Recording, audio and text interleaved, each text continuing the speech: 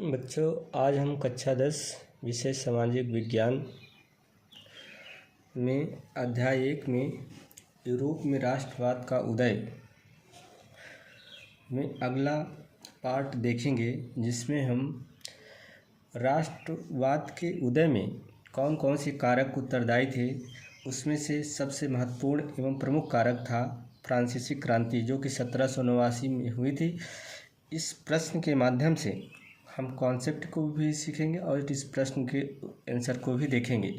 प्रश्न पूछा गया है यूपी बोर्ड में, 1789 ईस्वी में फ्रांस की क्रांति के क्या कारण थे। यूपी बोर्ड 2023 में पूछा गया प्रश्न। अथवा फ्रांस की क्रांति कब शुरू हुई, उसका मुख्य कारण क्या था, 2021-2022 में पूछा गया प्रश्न है।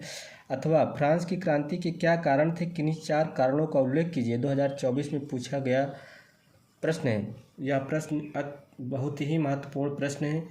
आगामी 2026 में यह प्रश्न पूछा जा सकता है। सर्वप्रथम इसमें हम देखेंगे भूमिका के अंतर्गत हम देखते हैं 1789 ईस्वी में फ्रांस में एक ऐतिहासिक क्रांति हुई, जिसने न केवल फ्रांसीसी समाज और शासन व्यवस्था को बदल दिया, बल्कि पूरे विश्व के लिए लोकतंत्र, समानता और स्वतंत्रता के नए आदर्श स्थापित किए। यह क्रांति फ्रांस की पुरानी राजशाही, सामाजिक असमानता और आर्थिक संकट के विरुद्ध एक जन आंदोलन थी। इसके पीछे कई सामाजिक, आर्थिक, राजनीतिक और बौद्धिक कारण थे। फ्रांस की क्रांति के लिए उत्तरदायी प्रमुख कारणों का विवरण इस प्रकार है।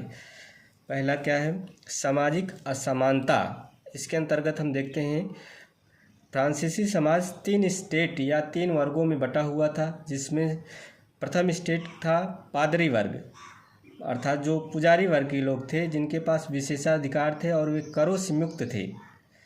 द्वितीय स्टेट क्या था, कुलीन वर्ग के लोग थे, जिन्हें नोबिलिटी कहा जाता था। इन्हें भी करों में छूट प्राप्त थी और ये शासन में प्रभावशाली थे। तृतीय स्टेट ये समान जनता थी, जिसके अंतर्गत किसान, मजदूर, मध्यम वर्ग के लोग आते थे, जिन पर भारी करों का बोझ था और उनके पास कोई राजनीतिक अधिकार नहीं थे। अतः तृतीय स्टेट के लोग क्रांति करने के लिए मजबूर हुए। इसी असमानता के कारण तृतीय स्टेट में असंतोष फैला और उन्होंने विद्रोह का मार्ग अपनाया।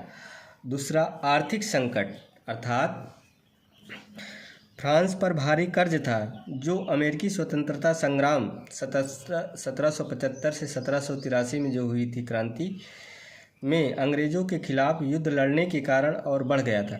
राजा लुई 16वें और उनकी रानी मैरी एंटोनेट का फिजूल खर्ची भरा जीवन देश की आर्थिक स्थिति को और ख़राब कर रहा था। कर प्रणाली अनुचित थी, केवल तृतीय स्टेट को कर देना पड़ता था, जबकि अमीर वर्ग करों से मुक्त था। राजनीतिक कारण तीसरा हम देखेंगे। राजनीतिक कारण के अंतर्गत पहला पॉइंट है राजा लुई 16वें का निरंकुश शासन और जनता की समस्याओं के प्रति उदासीन रवैया। उसके बाद अगला पॉइंट है स्टेट्स जनरल, फ्रांस की संसद का लंबे समय तक न बुलाया जाना, जिससे जनता की आवाज़ दब गई थी। 1789 में जब स्टेट्स जनरल का सत्र बुलाया गया तो तृतीय स्टेट ने नेशनल असेंबली का गठन किया और संविधान बनाने की मांग की। चौथा है खाद्यान्न संकट। 1788-89 में फसलें खराब हो गई, जिससे अन्न की कमी और कीमतों में भारी वृद्धि हुई। भूख और महंगाई से त्रस्त जनता का आक्रोश और अधिक बढ़ गया था। बौद्धिक प्रभाव, अर्थात बुद्धिजीवियों का क्या प्रभाव था फ्रांसीसी क्रांति में बौद्धिक लोगों का क्या प्रभाव था, इसके बारे में देखते हैं। मॉन्टेस्क्यू, रूसो और वॉल्टेयर जैसे विचारकों ने समानता, स्वतंत्रता और लोकतंत्र की विचारों को फैलाया। रूसो के सामाजिक समझौता, सोशल कॉन्ट्रैक्ट के सिद्धांत ने जनता को यह विश्वास दिलाया कि शासकों का अधिकार जनता की सहमति से होना चाहिए। उसका तत्कालिक कारण क्या था, बस्तील का पतन। 14 जुलाई 1789 को पेरिस की जनता ने बस्तील के किले पर हमला किया, जो राजशाही के अत्याचार का प्रतीक था। इस घटना ने क्रांति को और तेज कर दिया।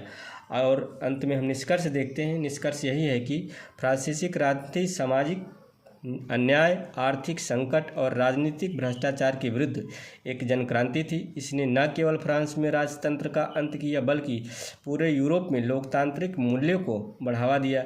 यह क्रांति आधुनिक विश्व के इतिहास की एक महत्वपूर्ण घटना मानी जाती है।